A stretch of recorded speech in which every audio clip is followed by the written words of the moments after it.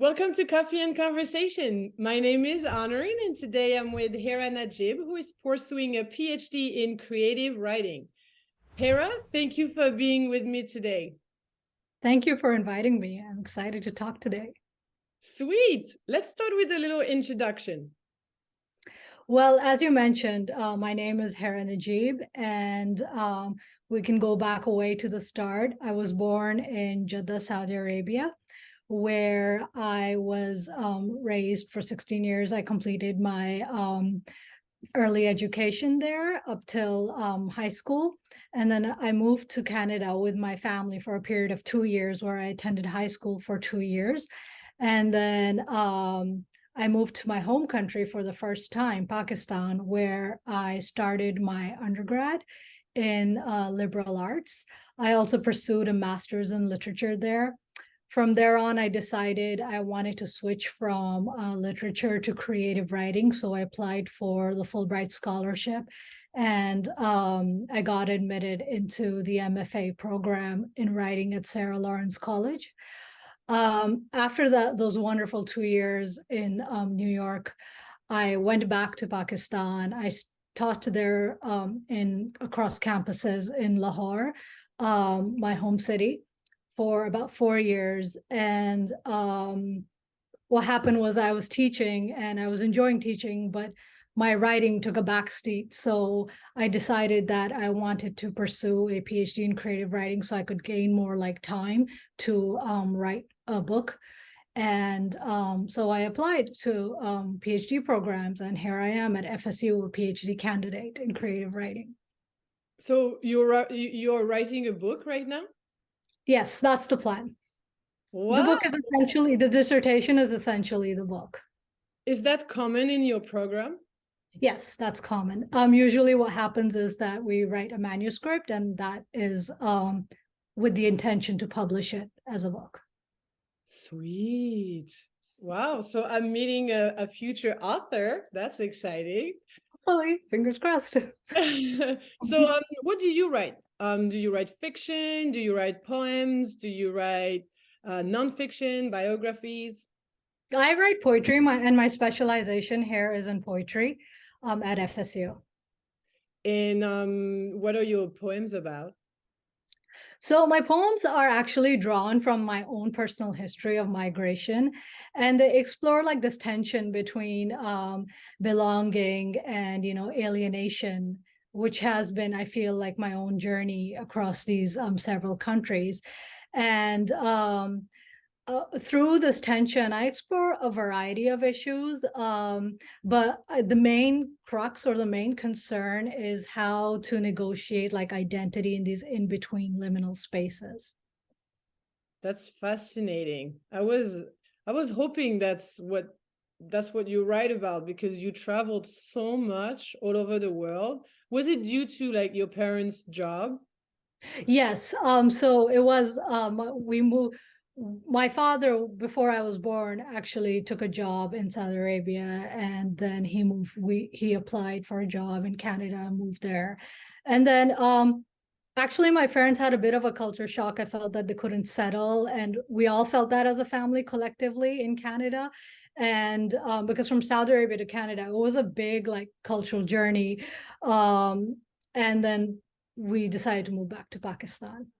Okay. So what did you learn, I guess, about identity, belonging, and alienation through all those travels, and as you said, it's very different countries like Saudi Arabia and Canada. It's it's summer and then winter. Yeah, I think I learned a lot of things, but mostly I think that what my collection really explores is how because Saudi Arabia is a very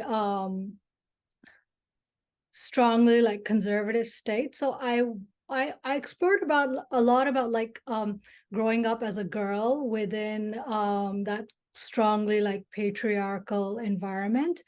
And when I was living in Pakistan, a lot of my poems center around issues such as, militarization, urban decline, or gendered violence. And the shift to America, a lot of my poems look at, what it's like to look back from a distance. So yeah, it's pretty bad summary, but yeah. I think it's a great summary. I want to buy the book. Yeah, well, when it's accepted, hopefully when it's published. And so all those poems, based on either a journal you had at the time, because I feel like, I don't remember exactly how I felt 16 years ago, but my journals would help me figure it out. Or are those like kind of poem that you write it when you were a teenager and now you actually like write them, I mean, better as a writer, an adult writer?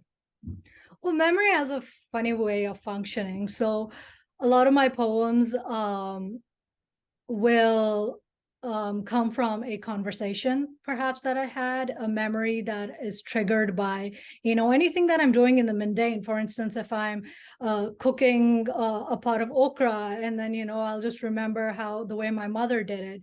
But essentially, I think the way to tap into memory is to journal a lot. So I don't have like the journals I kept as a child, or the writing I kept as a child, but I do journal a lot. And I think that opens up something inside the subconscious, and it releases memory in a wonderful way.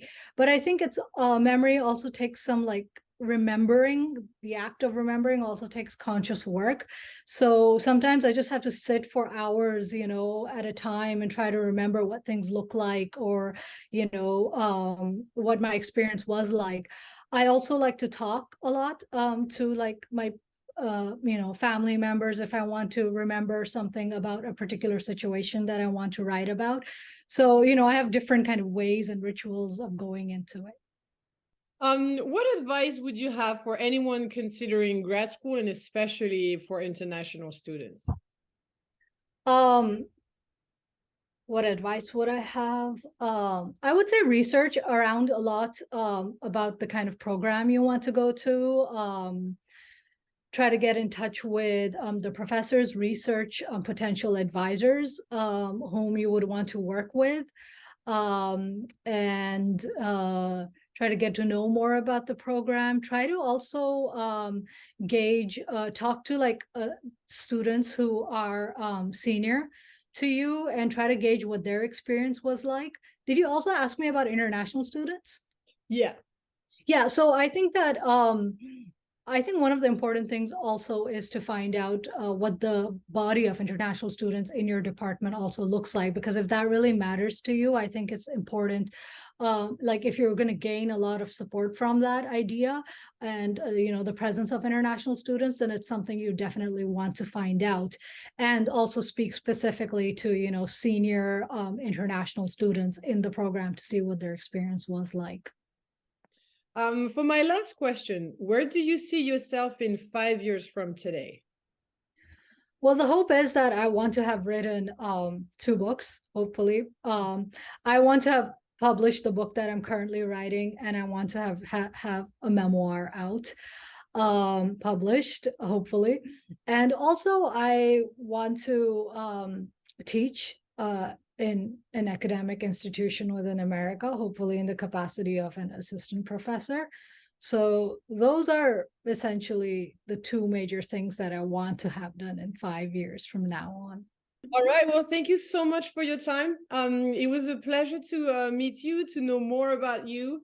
And yeah, it was great. So thank you. Thank you, Honorine. It was really great talking to you as well. I hope you have a wonderful day. Thank you.